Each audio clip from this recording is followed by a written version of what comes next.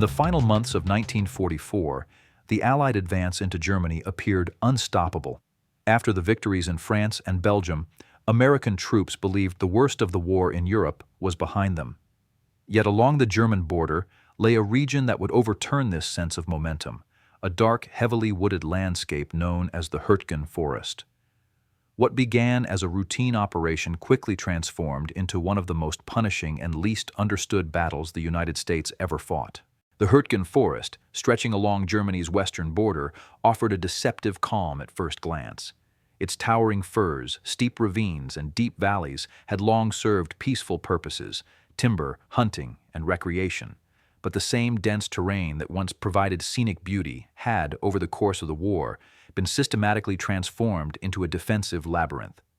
Germany's military engineers recognized the forest's natural strength and integrated it into the Siegfried Line, their fortified barrier meant to slow or halt any Allied advance. Concrete bunkers sat camouflaged among the trees, interconnected through communication trenches designed to let German troops move unseen.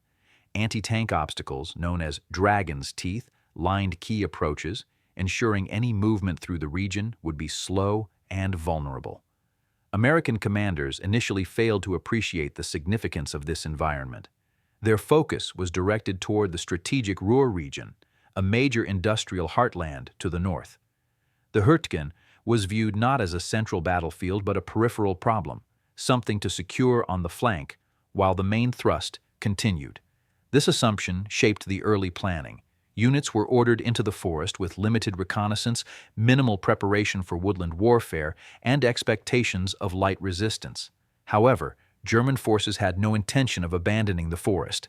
They had lived and trained in this region for years, far more accustomed to its contours and micro-terrain than the incoming Americans. They understood how fog collected in the ravines, where the ridgelines offered the best artillery observation, and which narrow paths forced troops into predictable patterns.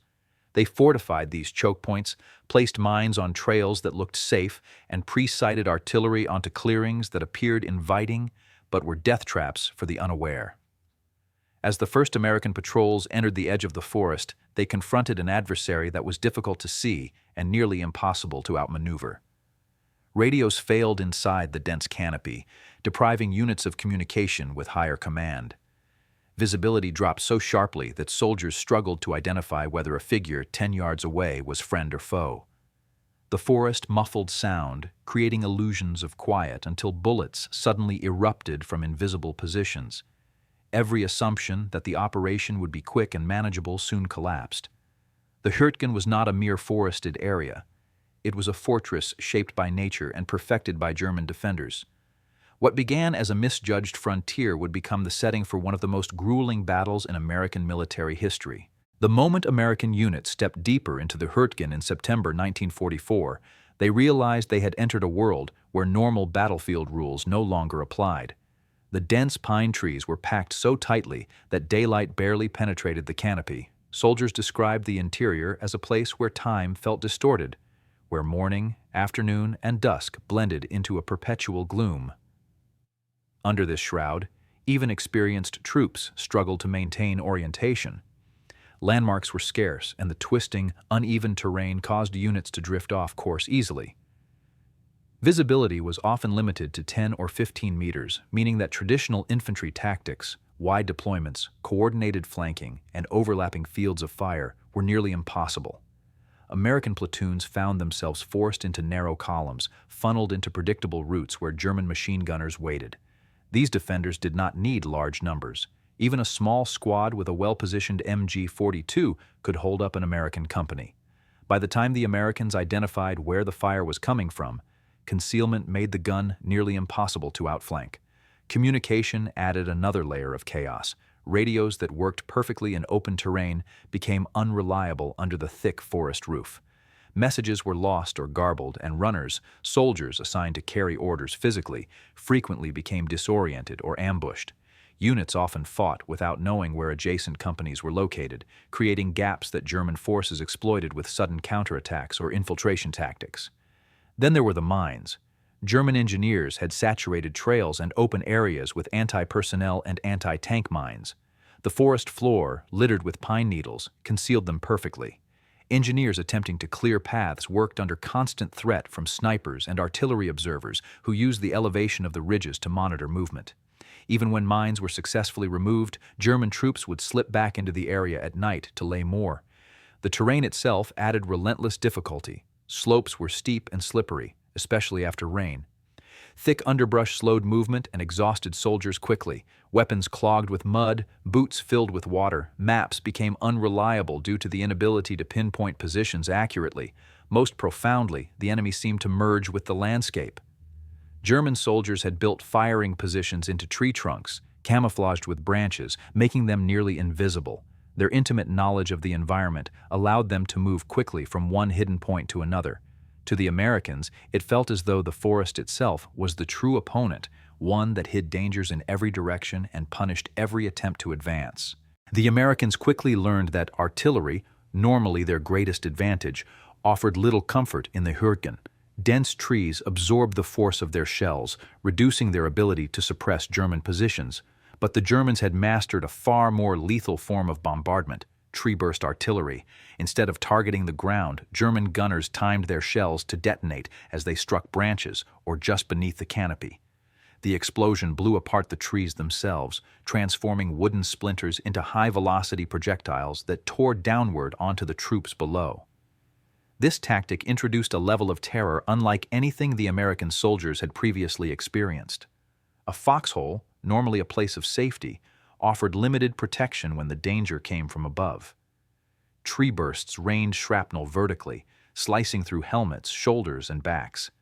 Men described hearing the shriek of incoming rounds followed by a cracking thunder above their heads, then an eruption of splinters that sent them instinctively curling into the earth. The psychological effects were swift and severe. Soldiers moved with apprehension through the forest, knowing that the slightest rustle above could signal incoming fire.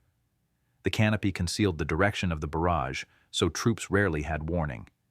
At night, the flashes of explosions lit the forest like brief, violent storms, creating a sense of constant vulnerability. Even when the shelling paused, the creaking of damaged trees threatened new hazards as weakened branches or entire trunks collapsed unexpectedly. Forward observers struggled to identify German artillery positions because of the limited sightlines. Meanwhile, German spotters, hidden on high ridges or in expertly camouflaged bunkers, had full views of American movements in the ravines below. They guided their artillery with precision, often waiting until troops were clustered at choke points before unleashing devastating volleys. Many units reported that tree bursts caused disproportionately high casualties. Wounded men were difficult to evacuate because medics had to maneuver through falling branches and continuing bombardment. The sound of axes was rare in the Hürtgen because cutting trees for cover often attracted artillery fire. Even digging in was difficult. The rocky soil and thick roots forced soldiers to carve out shallow depressions, inadequate against rain-down shrapnel. The relentless artillery fire wore down morale. Units shuffled through the forest in a state of exhaustion. Sleep came in short, restless periods, and the tension of waiting for the next unseen explosion gnawed at mental endurance. Veterans later recalled that the Hürtgen's artillery was not simply a weapon, it was a torment that stripped away confidence, stability, and the feeling of safety that foxholes usually provided. It created a battlefield where danger came from every direction, including the sky above the trees. As the fighting dragged on into October and November, the Hürtgen Forest became a place where exhaustion ruled every moment. American divisions rotated through the sector, yet each new unit encountered the same grim reality. Progress was painfully slow, measured not in miles or even hundreds of yards, but in a few feet gained at immense cost. The dense terrain ensured that even small advances demanded tremendous effort and sacrifice. Companies that entered combat with over 100 men sometimes emerged days later with fewer than half. One of the greatest challenges was logistical. Resupply convoys struggled through the narrow forest roads, many of which were under constant observation by German artillery. Trucks risked being destroyed by mines or ambushed at sharp bends. As a result, soldiers frequently endured shortages. Dry socks, water, rations, and ammunition had to be rationed carefully, especially during extended engagements. The lack of hot food and dry clothing contributed to trench foot and other exposure-related injuries. Medical evacuation was equally slow and dangerous. Stretcher bearers faced treacherous terrain, booby traps, and sniper fire. Casualties often had to wait hours before reaching aid stations, their condition worsening with each passing minute. For the wounded, the forest's cold dampness turned minor injuries into life-threatening conditions. Medics did their best under nearly impossible circumstances, often working with minimal supplies while artillery roared overhead. The environment itself became an adversary. Weeks of rain transformed trails into mud-filled channels that sucked at soldiers' boots. Weapons jammed, mortars misfired, and vehicles bogged down hopelessly. As temperatures dropped, the dampness soaked through every layer of clothing, weakening the body and eroding morale. Even sleep offered little relief. German night raids, sudden artillery strikes, and the constant fear of infiltration kept troops awake and on edge. Strategically, confusion added another burden. Orders from higher command often shifted, reflecting uncertainty about the forest's true importance. Units received conflicting instructions: clear the forest, secure a ridge, protect a flank, push toward the river. This lack of a unified objective made soldiers feel as though they were fighting without a clear purpose, deepening frustration and despair. Yet, despite these overwhelming hardships, American troops displayed remarkable determination. Patrols continued probing German lines, engineers relentlessly cleared mines, and infantry pressed forward, step by punishing step. Each soldier faced not just an enemy, but an environment designed to break human endurance. The Hürtgen consumed strength, confidence, and hope, reducing divisions that had fought bravely across Europe to hollowed remnants of their former power. For weeks, the true strategic value of the Hürtgen Forest remained unclear to many of the commanders and soldiers fighting within its depths. The initial assumption was that the forest needed to be cleared simply to secure the Allied flank. However, as the battle continued and casualties mounted, it became evident that the Germans were defending the region with extraordinary determination. This raised a critical question: what were they protecting so fiercely? The answer lay to the east, beyond the forest, along the Ruhr River. There, a series of dams controlled the river's flow.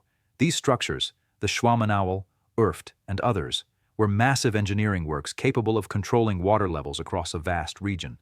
If German forces destroyed or opened these dams at the right moment, they could unleash a flood that would devastate any attempt by the Allies to cross the Ruhr. Roads, bridges, and staging areas would be submerged or swept away, potentially delaying the Allied advance into Germany for weeks. German commanders understood the power the dams represented. Holding them meant holding the ability to weaponize the river itself.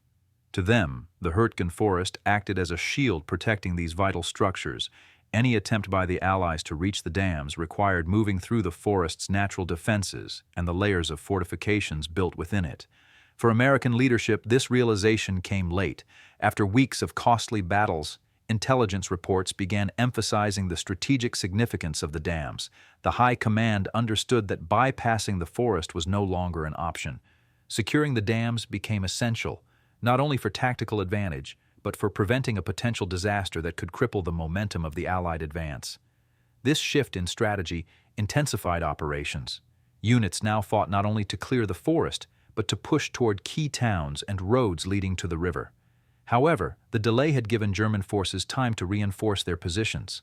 They prepared fallback lines, fortified approaches, and ensured that any movement toward the dams would be met with fierce resistance.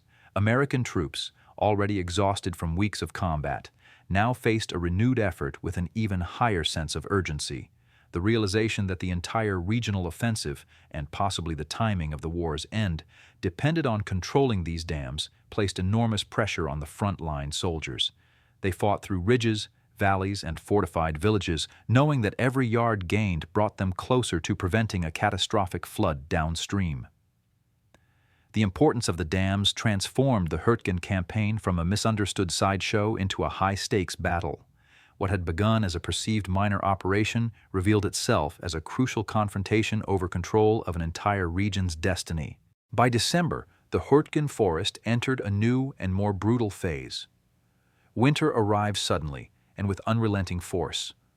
Snow blanketed the landscape, disguising mines, covering foxholes, and muting the sounds of movement. Temperatures plunged, creating icy conditions that turned every hill into a potential hazard. The cold was not just uncomfortable, it was deadly. Frostbite spread quickly among exposed soldiers, often necessitating evacuation. Equipment, already strained by months of combat, froze or malfunctioned, and weapons became sluggish as lubricants thickened in the cold. The snow brought new forms of vulnerability. White drifts reflected moonlight, making movement at night more visible to German observers positioned on ridges. Soldiers struggled to camouflage themselves effectively, and tracks in the snow betrayed their paths. Meanwhile, German defenders, seasoned by years of winter fighting on the Eastern Front, adapted more readily to the conditions. They used sleds, camouflaged winter uniforms, and pre-prepared shelters, giving them advantages in mobility and concealment. Evacuating the wounded became even more treacherous. Stretcher teams slipped on ice, and wounded soldiers risked hypothermia as they awaited transport. Ambulances could not navigate many of the frozen trails, forcing medics to improvise with sleds and makeshift carriers. Many soldiers who might have survived their injuries under normal conditions succumbed to the unyielding cold. Snow-laden branches posed constant danger, collapsing under their own weight or triggered by artillery blasts. These falling trees crushed foxholes, disrupted defensive lines, and added to the overall chaos. The psychological burden intensified as soldiers contended not only with the enemy, but with an environment that seemed determined to destroy them. Regiments that had entered the forest with thousands of men now operated at a fraction of their original strength.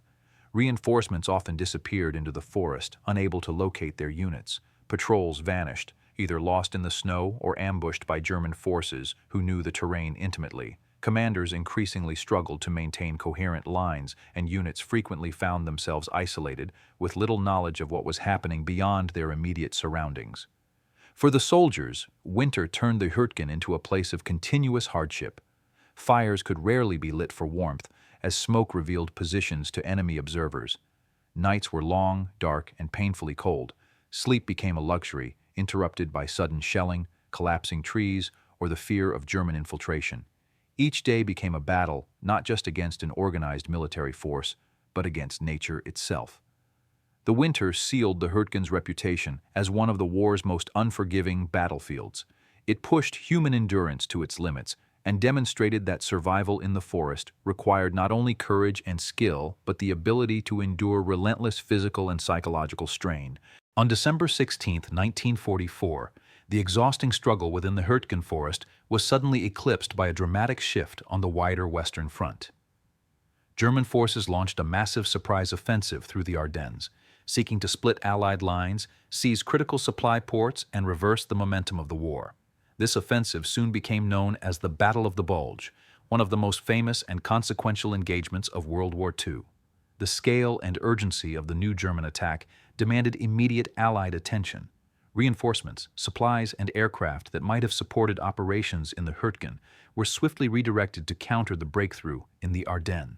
Newspapers and radio broadcasts worldwide focused on the unfolding crisis, depicting dramatic scenes of German armored columns advancing through snow-covered villages and Allied forces scrambling to halt them. In contrast, the soldiers still fighting in the Hürtgen found themselves pushed further into obscurity. Their struggle, already lacking clear strategic visibility, now received almost no attention. For them, nothing changed. Artillery still rained from above, mines still lined every approach, and German defenders continued to resist with determination. While global headlines chronicled the dramatic maneuvers elsewhere, the forest remained a place of relentless attrition. The shifting focus had practical consequences as well. Supplies became scarcer as logistical priorities moved to areas facing immediate crisis. Replacement troops, already scarce, were diverted to the Ardennes. Many Hürtgen units faced the winter's brutality with dwindling manpower and limited resources. Even medical support grew strained, forcing medics to work under increasingly desperate conditions. Yet despite being overshadowed, the fight in the Hürtgen served a crucial role. German forces committed to the Ardennes offensive were partly influenced by the fierce resistance they had encountered in the forest. The prolonged American pressure had forced Germany to maintain significant defensive units there, preventing some reinforcements from joining the offensive elsewhere. Still, the emotional impact on the soldiers was profound. They felt forgotten, fighting a battle that the world had moved on from, enduring conditions just as brutal as those in the Ardennes, but without the recognition or strategic clarity afforded to that more visible campaign. Veterans later spoke of the psychological blow this delivered. The sense of risking their lives in a hellish environment while the broader narrative of the war focused elsewhere. Through snowstorms, artillery strikes, and endless nights, the Americans in the Hürtgen continued their grim work, clearing bunkers, repelling counterattacks, and inching toward objectives that seemed to shift perpetually. Their war did not pause for the Bulge. For them, the forest remained the center of their universe, a universe defined by cold, darkness, and the constant fear of an unseen enemy. The Hürtgen campaign gradually wound down in February 1945, not with a dramatic final assault, but with the slow, grinding conclusion of an operation that had consumed thousands of lives. American forces, battered but persistent, finally secured the key villages and approaches to the Ruhr River, and eventually gained control of the critical dams whose importance had shaped the latter phase of the battle. By this time, German resistance had weakened as the broader war turned decisively against them, and their remaining units could no longer sustain the defense with earlier intensity. But victory in the Hürtgen came at a staggering cost. Approximately 33,000 American soldiers were killed, wounded, or missing during the months of fighting. German losses were similarly heavy, though precise numbers remained difficult to determine. The scale of suffering was disproportionate to the limited territorial gains achieved. A forested area of modest strategic value had taken on the characteristics of a prolonged siege, one that drained manpower, morale, and momentum from the broader Allied advance. Historians continue to debate the necessity of the operation. Some argue that control of the dams made the battle unavoidable, while others contend that earlier recognition of their importance could have changed the course of the campaign significantly. Many critiques focus on the fragmented objectives, the lack of preparation for forest combat, and the underestimation of German defensive capabilities. The Hürtgen became an enduring lesson in the dangers of misjudging terrain, enemy resolve, and the complexity of operational planning. Yet beyond the strategic questions lies the human dimension. Soldiers who survived the Hürtgen carried the psychological scars long after the war ended. Many described the forest as a place that seemed alive with hostility, a dark world where every tree could hide danger and where nature itself appeared to conspire against them. The unending cold, the omnipresent fear of mines, the sudden eruptions of artillery, and the claustrophobic environment all left deep impressions that haunted veterans for decades. The forest bore physical scars as well. Entire sections were reduced to splintered wasteland by artillery fire. Villages at the forest's edge lay in ruins, and countless unexploded mines and shells remained buried in the soil for years. Even today, remnants of bunkers, trenches, and craters lie hidden beneath the thick undergrowth, silent evidence of the ferocity that once dominated the region. In the years following the war, the Hürtgen campaign received far less attention than other battles in Europe. The dramatic nature of the Battle of the Bulge, the liberation of concentration camps, and the final push into Germany overshadowed the long, grueling fight within the forest. Only later did military historians begin to fully examine the operation, uncovering its complexity and acknowledging the immense sacrifices of the soldiers who fought there. For those men, the Hürtgen was not just another battlefield. It was an ordeal that tested their endurance, resolve, and humanity. It was a place where entire divisions were consumed by an unforgiving environment and a determined enemy. Their struggle remains one of the war's most somber reminders of the true cost of strategic error and the profound demands of combat.